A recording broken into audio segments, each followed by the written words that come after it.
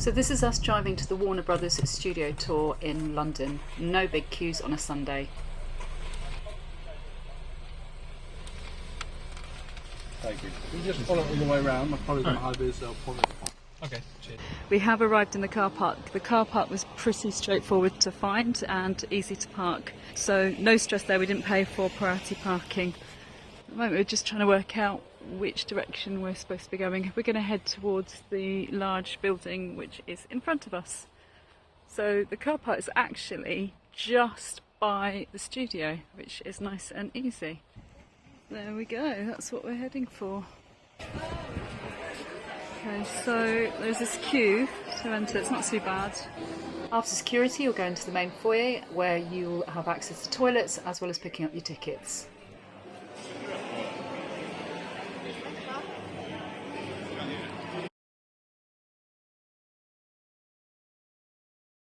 There are different places to eat. This one looks a lot more grounded. This is where they do the special Harry Potter cream tea. I changed my mind, I wanted a cream tea. Unfortunately, you have to book it before you actually arrive at the studios. So we settled for this yummy chocolate pudding, big enough for 4 of us to share. And for anyone watching the pennies, this is the receipt after we had some lunch. After lunch you then head towards the tour entrance. Everyone's allocated a time. They don't seem to be too upset if you're 2 or 3 minutes late, but obviously have a chat with them if you are struggling to drink your coffee quickly. And suspended from the ceiling is this massive giant dragon, ready to eat passing children.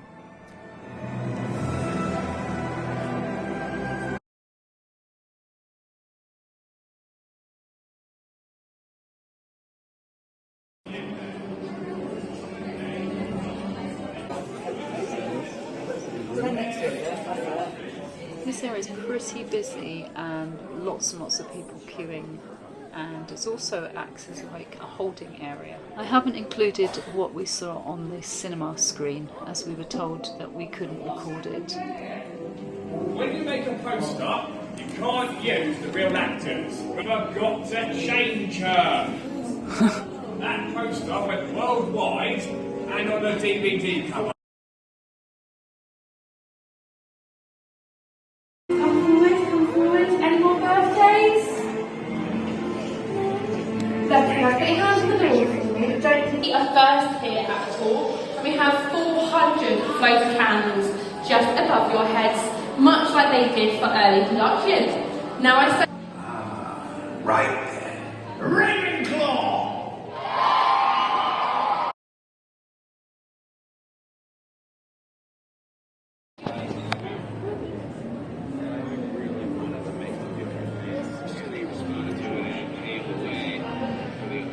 This inquisitive young man on the left-hand side is checking to make sure that you haven't nicked any of the props. He does a check on an hourly basis.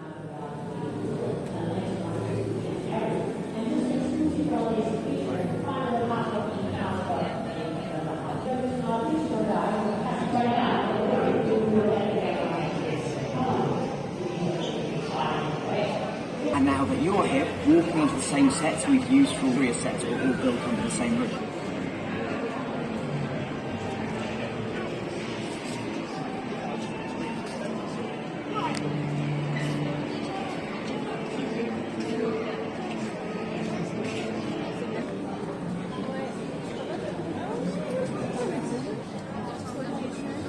Some of them designed to work.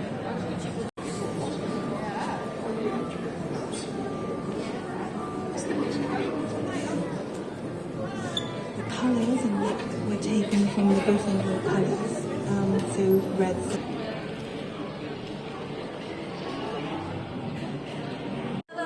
Layer of windowing that goes upwards from here, because we can't build another level, we haven't got enough room. But I'd like to imagine the Dumbledore looking out that balcony going, oh, there is trouble on the horizon, I will let Harry.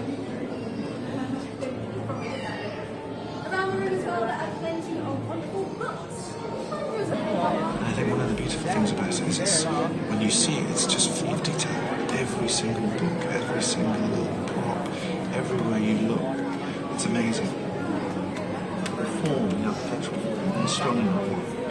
all that stuff. Tell the story about you. It was always very close.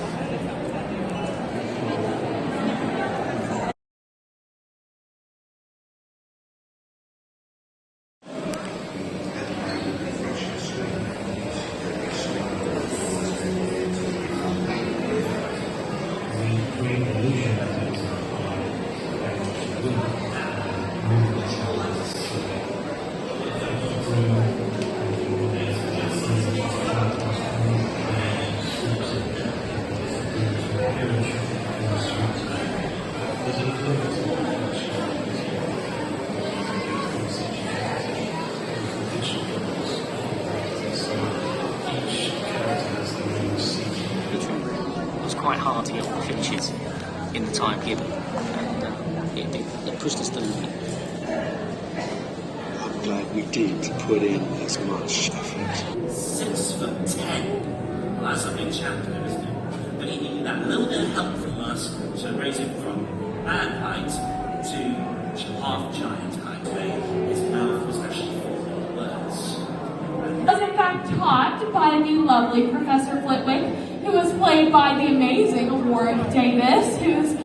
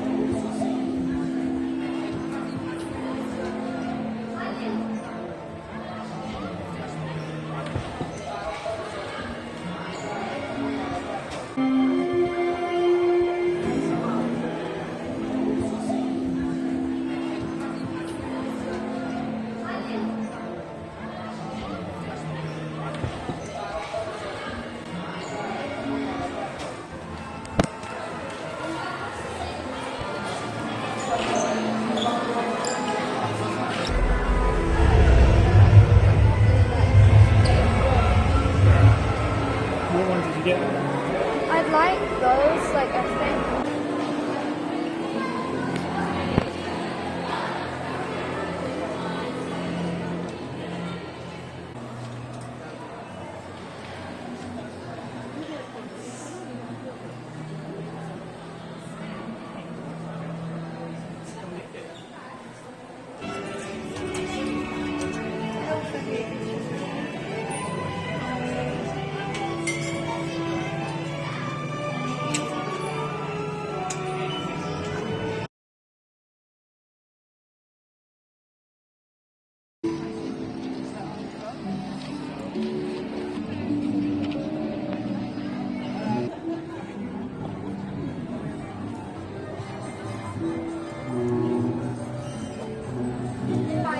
Harry! Harry! Harry!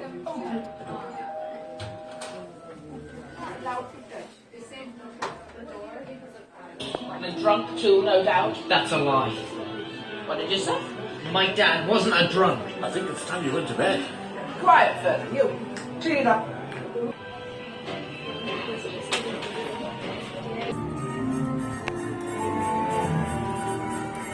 Came back from his dinner. You cannot say anything.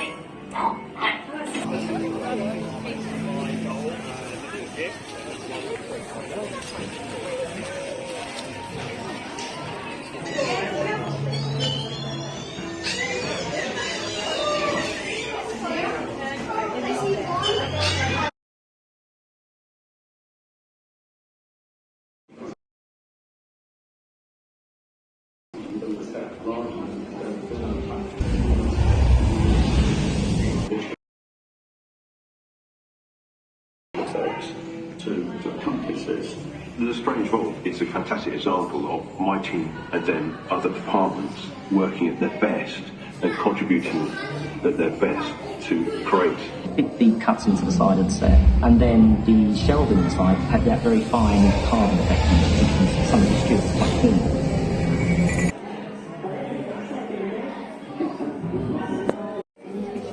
Knotted onto the lace one by one, and then we come to the eyebrows, making bushy eyebrows, wiry eyebrows. They can take a bit longer, they can take a bit That we sculpt into countless prosthetic parts that will then apply to each of several dozen live performances.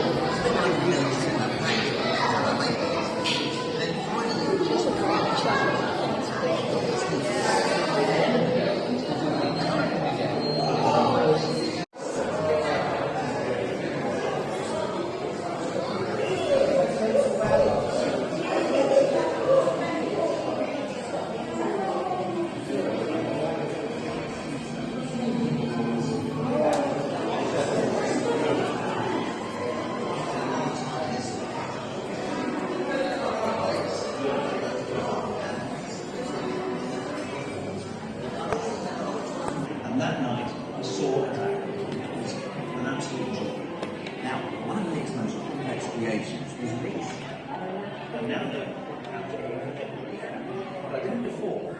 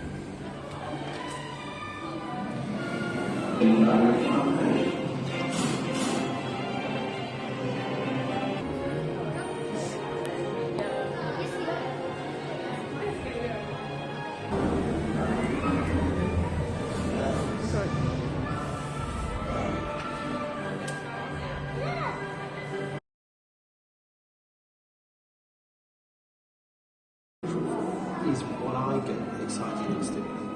It's what I look for initially, and that has to be followed up with what the scene is about, what the atmosphere, what the character of the environment is. The storytelling must influence and direct the whole thing, and ultimately be the most important factor. But as I say, initially it's almost for me, and I looked at it.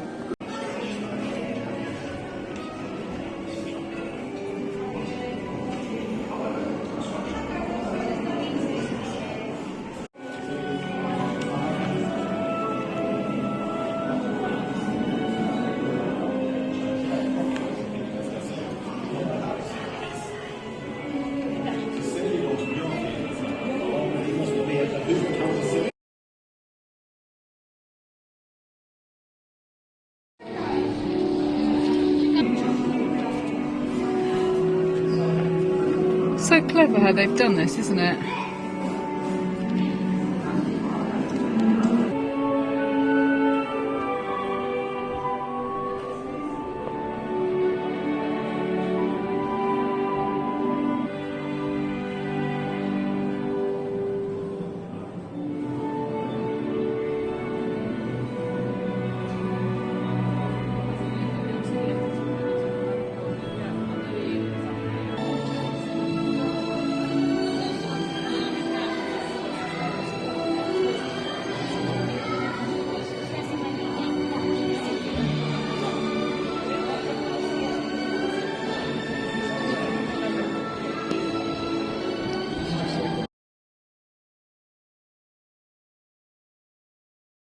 What's particularly impressive is the merchandise. I counted about 3 gift shops as we went through the tour.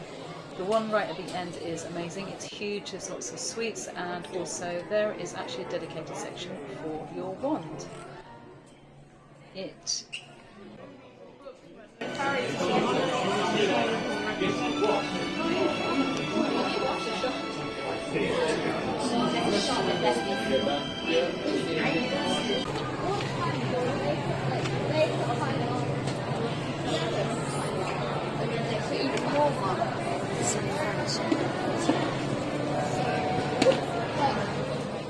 One thing I'll say about the impressive gift shop, it does have a very long queue.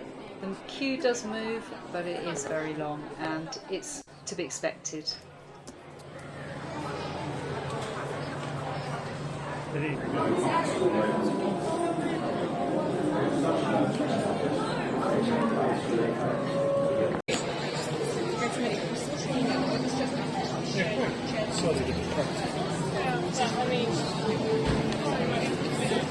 Oh, £40. That's a good bargain. And then you've got these. These are nice. That is nice.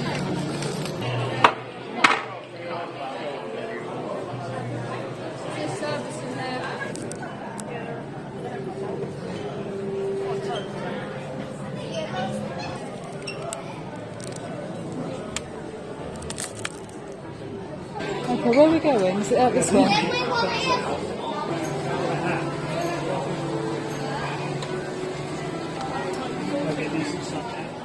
One of the questions that would likely to come up is it worth it? And I'm going to say absolutely. Yes, I know it's very expensive, but there is a lot to see. I could easily have spent at least 10 hours looking at things properly. I felt like because there were so many people, I really didn't have enough time to actually linger and look at things in more depth. So I'd love to go and visit again. So thank you very much for watching.